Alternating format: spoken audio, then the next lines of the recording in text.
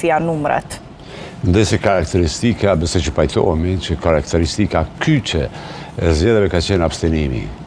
2/3 e popullatës kanë abstenuar dhe unë mendoj që kjo do duhet ishte sinjal për klasën politike, për klasën tonë politike që është në durimi i popullatës është në fundin e limiteve.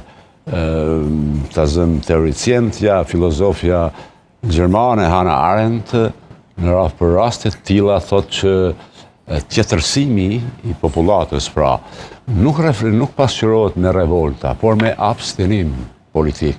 Dhe ne kësaj rrade kemi pasur abstenim klasik, sepse 2/3 e popullatës nuk kanë votu, pra nuk janë të përfaqësuar, nuk e konsiderojnë asnjërin nga forcat politike që përfaqëson interesat e tyre, botkuptimet e tyre, qëndrimet e tyre, interesat e tyre. Mendoj që është flakaresh për klasën politike dhe mësim që në të ardhmen të kësaj çështje, kësaj ka kontribuar shumë kjo çfarë ka ndodhur në 17 muajt e fundit, por jo vetëm kjo. I ka kontribuar edhe mos efikasiteti ose kisha për të thënë shtërpësia e klasës tonë politike për të ballafaqur me problemet jetësore, me problemet kyçe të qytetarit.